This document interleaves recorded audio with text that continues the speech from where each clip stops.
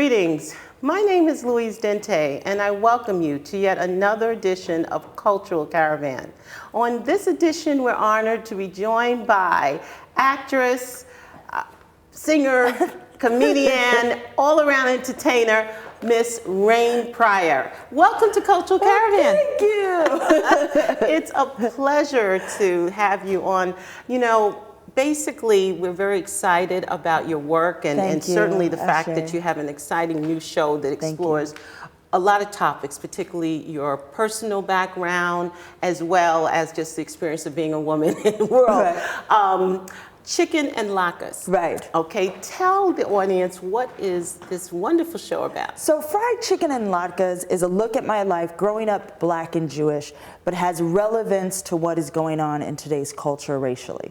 So it kind of, I think the show kind of reflects, although it takes place in the very stereotypical and politically incorrect era of the late 70s, 80s, and 90s up until my dad passed away. But I think it's a mirror reflection of exactly what really is going on in today's culture racially. Now, for those who don't know or just came from another planet, right? Yes, you are the daughter of Mars, the great, great Richard Pryor. Yes, and and basically just thinking about the title. Yes, Fried Chicken and Latkes. That tells us a lot. Tell us. Look, Dad's an African-American man. Mom was a Jewish woman who thought she was a Black militant. So, kind of Fried Chicken and Latkes made sense. It was a great marriage of food, just not people. And, but they came up with me, so that was pretty awesome. And yeah. How was it when you think about growing up in a home with these two talented but interesting individuals? Yes. Let's start with Richard Pryor. Yes. What was your impressions of him? Dad, what a lot of people don't know is my dad was really a strict dad. I mean, for all his foibles and things that were going on in his life, he was very like, you will not behave this way. And so we were brought up with a lot of rules and a lot of etiquette, and had to have manners and had to make our beds and clean. And we also had to have jobs. So we have work ethic because, he made it so. And yeah, were there times that he spoiled us? Yes. Were there times that he was not present because of, everyone knows, if you don't know and you're from Mars, Dad did a lot of drugs. And so, there were times he wasn't present, but he was still our dad, when it comes down to it. Wow. And a genius. Yes, he was. On top of that, comedically, it's incredible. Now, this actually is the 10th anniversary of his passing. He passed in 2005. Yes, ma'am. Of multiple sclerosis, if I say correctly. Tell us about that journey in terms of dealing with Dad's challenges towards the latter part of his life. When you have a parent, I think, and I'll say it in a broader sense, when you have a parent who suffers from a central nervous system disease, that doesn't have control of their functions or the way that they used to be, I think for any child or any caregiver, it's challenging, and for us it was challenging because it's like you can have feelings about the man that was, but then there's the man that is, and whatever that disability is. And then you learn how to kind of live from that place and how to communicate with them from that space. And it changes the dynamic. And it also, if you're willing, it allows you to work through a lot of maybe stuff that you didn't get to work through before. And I felt at least very lucky that I got to do that with him and process a lot that I was able to kind of live afterwards. But when a parent passes, and someone who's as big as he passes, it's not just your impact, you realize it has impacted everyone else, and you're sharing him with the world. So that's another dynamic. Now, I know that you grew up in Hollywood, and Hollyweird, I like Hollyweird. to call it. Yeah. Okay, Hollyweird, yes. I like to call it. And just dealing with a famous parent, being a normal child, just trying to adapt. How was it being the daughter of Richard Pryor back as you were growing up? I think being the daughter of Richard Pryor growing up, I mean, it was the 70s. He was at the height of his career, and going into the 80s. So for me, I think it was more like a fantasy world. It's like you're getting to take limos to school, you know. Dad's showing up and everyone's like, oh, Richard Pryor's here. And you're like, yeah, it's my dad's Richard Pryor. You know, I think it's later when you grow up, you're like, oh, God, you know, Dad, you have to come to the party. You know, it's my party. You know, it's that kind of thing. Yes. Yeah. And I can imagine. And also dealing with the paparazzi, dealing with the tabloids. Right. That, I'm sure, you know, I think what's funny is I think it's a lot less challenging today. I think it's a lot more challenging today than it was back then because of the internet and your phones, you know what I mean? So everything travels like this. Exactly. Back then it was like, you know, he kind of told it himself on stage. So that was like the beauty of it. Yes. But one of the things after he passed that I did is I moved out of Los Angeles to Baltimore, Maryland because I didn't want to deal with the paparazzi. I didn't want people tapping my phones anymore and being outside my windows and taking pictures and people who knew the people who knew the people, you know what I mean? It's like after a while it just gets too much. And you know, and I talk about it in my solo show, the fact that I wanted this life. I wanted to be able to live a life and have a life. And I don't think I would have had that had I made the choice to stay in Hollywood. In terms of that, Yes. in terms of you actually took off and really started doing your own work as a Yes, teen. ma'am. Head of the Class was one of your first intros. Yes. Tell us about that. You know, it was, I'll tell you, Head of the Class came up, that was a shock. It's the first thing I've ever done. It was the first thing I ever professionally auditioned for. And before that, so what happened was I auditioned for a play in Los Angeles, and this woman who was a casting director for TV said, you really should be auditioning for TV. Do you have an agent? I said no. She brought me to an agent. He said, I'm going to send you out on an open call for the show Head of the Class. I was like, all right. You know, and they said, do a monologue. So I wrote a monologue. And I wrote 3 characters. And I went in and I did it. And the producer said, do you have someone who's a teenager? And I said, sure. And I didn't. So I went home, read the newspaper, literally found this whole thing on these girls that were in gangs. So I made this rap.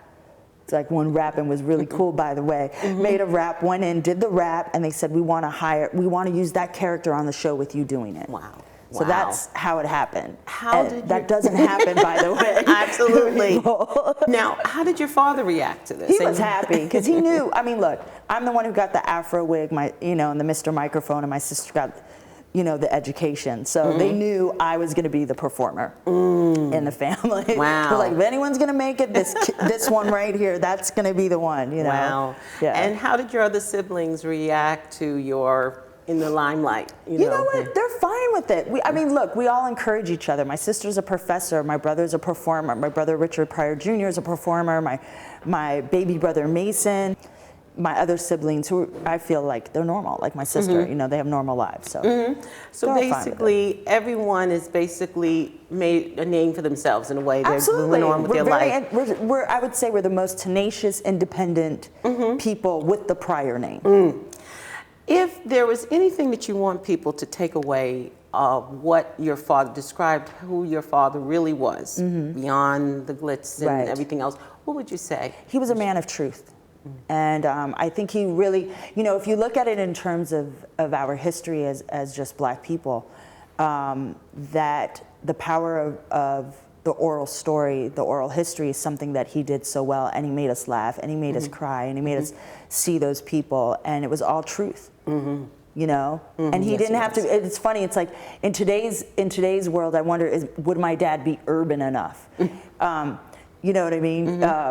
Because his story was so much more universal, and also too, when he spoke about the Black experience, he was talking about actual experiences on the stage that were actually happening at the time. And you don't have very many comics who actually today are living that life to be able to describe the climate of what's going on. Do you know what I mean? Correct. We don't have a lot of people who have a personal experience with our Trayvon Martins, with our Freddie Grays. You know what I mean? And Dad had those experiences to share at that time because he grew up in such a tenuous racial climate.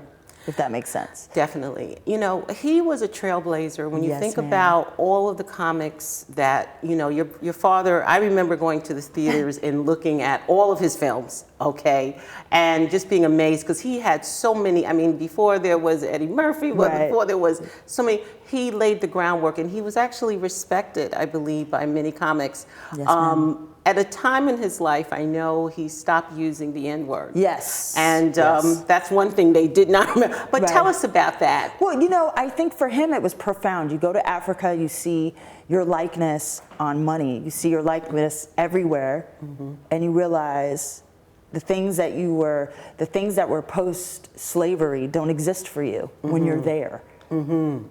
Yes. Do you know what I mean? Although it does. I mean, since, you know, colonization over in Africa, I mean, we have all sorts of problems, but, you know, it's not like it is. Exactly. It's not like it is here, you know, which is interesting when you have this whole debate too going on about Harriet Tubman being on a $20 bill. Yes. You know, because I think it's important for us, and especially for women of color, to be able to see themselves. And so my dad felt that seeing himself reflected on something of value diminished the American word for what is supposed to be lazy and subservient. Do you know what I mean? Yes. And so it no longer played a role, unless you're in our family and it's actually terms of endearment. So Tell us, for those who are really excited now about what it was the experience about the show, tell us about the show.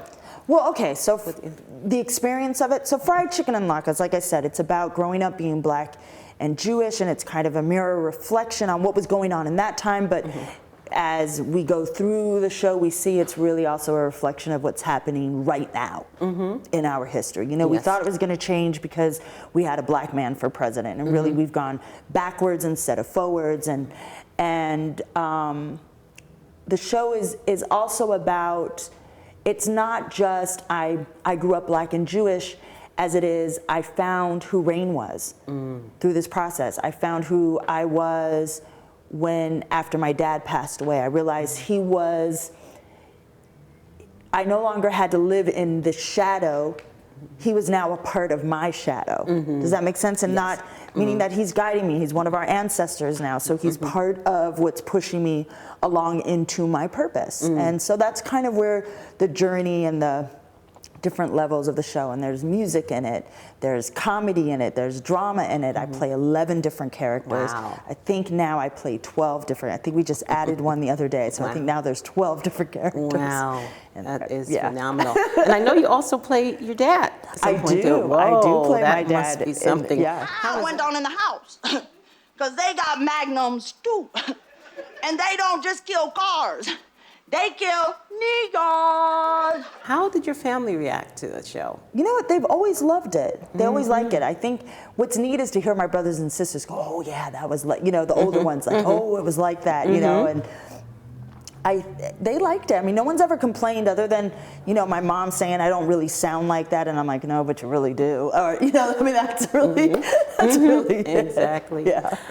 When you think about, again, and just let's talk about the reaction of people to seeing the show with you in it and what you said. What are some of the reactions you've gotten? The reaction I've gotten is, if the person is of mixed heritage, it's been, "Thank you so much for sharing our story." You got some Caucasian in you, but some black. No, some woo woo woo woo. Oh, you were Jewish soul sister. Well, how about that, how about that, how about that? And that's the best thing you get, because I didn't want, first of all, I didn't want the show to be mea culpa. I didn't want it to be, even though it's about me, I didn't want it to be the Rain Pryor, if that makes sense, unlike my book when we were talking. Yes. So I didn't want it to be jokes my father never taught me, but I wanted to have elements of who I was, because that's what it is.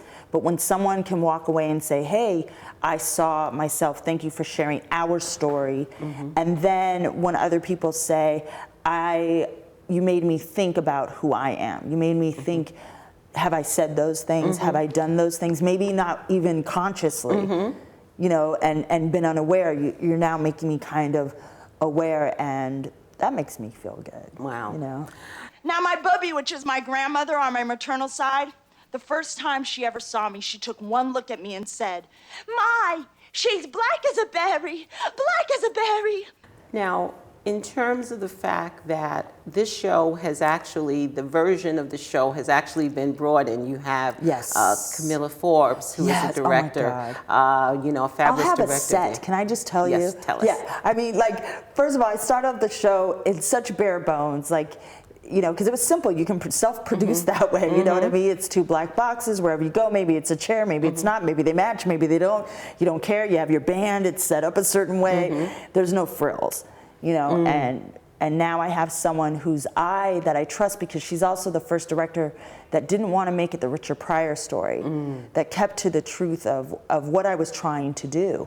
And her nuances and her insight is just so, it's changed it that, you know, and to separate yourself as writer and performer has been an interesting experience. And she's made that very pleasant, because I've had to do a lot of work contextually for the piece, because she's such a great dramaturg and she has such an eye for little things that nobody ever could have noticed, that she said, oh, we need this, let's answer this because I thought about this here before, so let's go back and answer. And I was just like, you know, and I remember sometimes I'm like, no, and then I'm like, oh, you're right. Exactly.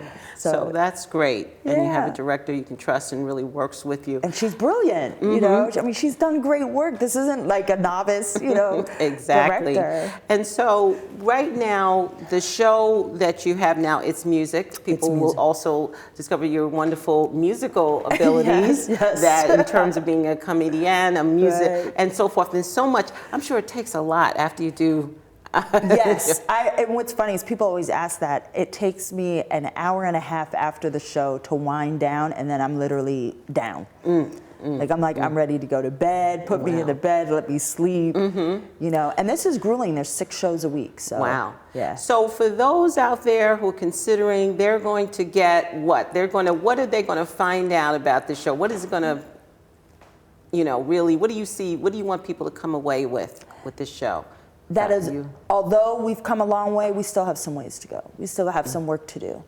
And the only way to do it is to really look at who we are, to look at our individual corruption and our spiritual corruption in order to change the world that we are living in that's going backwards. Exactly. Now, you're also a wife, a mother. Yes. Tell us how you balance that. I'm not a wife now. I was a wife. I'm a divorced woman, but I get along great with my ex. And I talk about that in the show as well. But as a family is very important to us. And it's also important to what is also the foundation of my spiritual belief, which is Ifa. So which is based in African tradition. So to have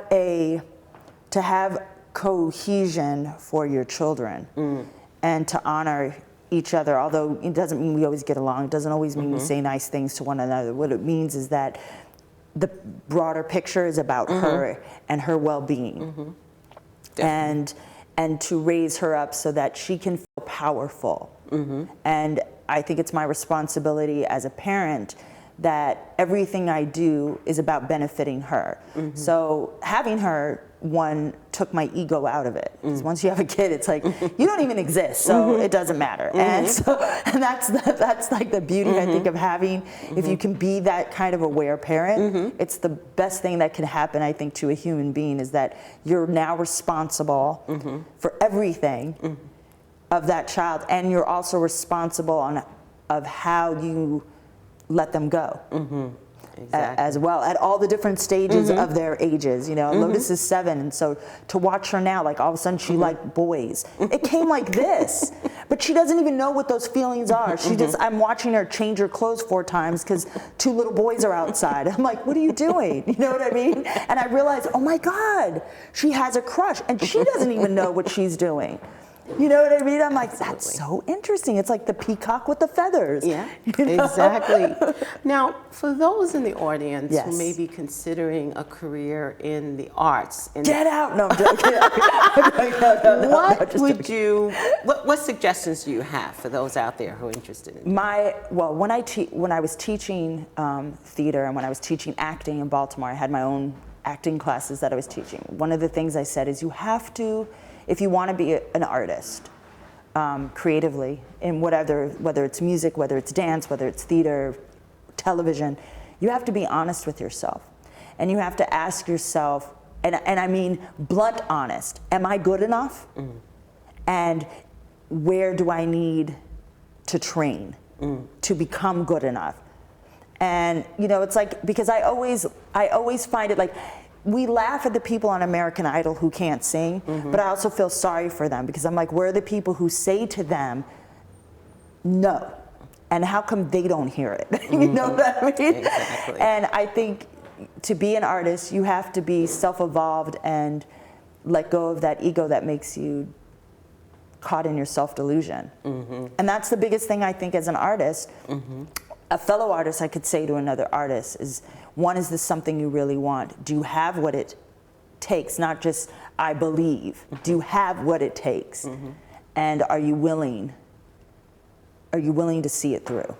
Well, I just want to, on that note, say, on behalf of Cultural Caravan, we want to sincerely thank you for particularly carrying not just your family's legacy, and I'm talking about your dad and your mom, but also really sharing your experiences, being a human being, a woman in this world, and actually the truth in the spirit of your father. So I want to say thank you so much for what you do, and I encourage the audience to really check out this wonderful play and celebration of life, Fried Chicken in Latkes with Rain Pryor.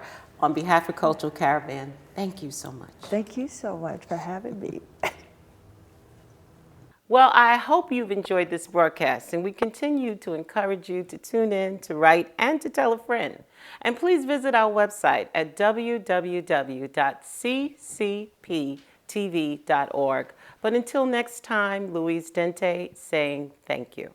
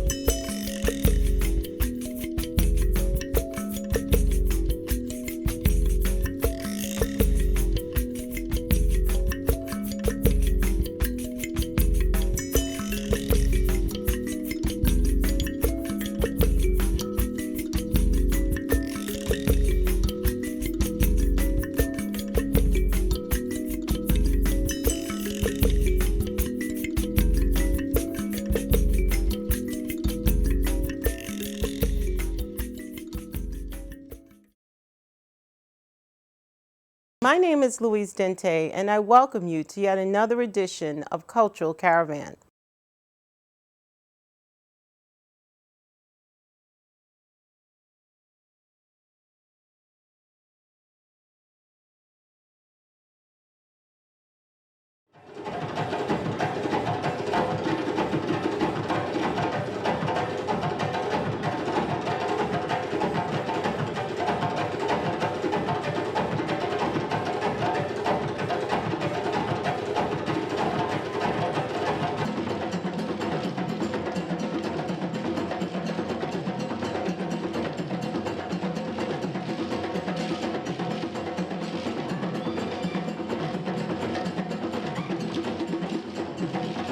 I realized that to learn about the people, you study the dance.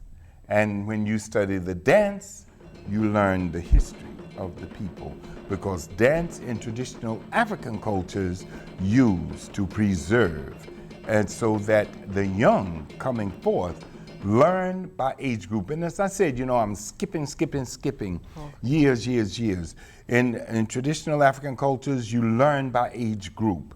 So you would have the toddlers who will be going around, they aren't paying any attention, but they are, because these rhythms are becoming a part. And then as they go into the initiation rites, everything is explained. Then after the initiation, then they are ready for courtship and marriage, and then maybe baby naming ceremonies, and on and up until they make the transition to the grand ancestral grounds.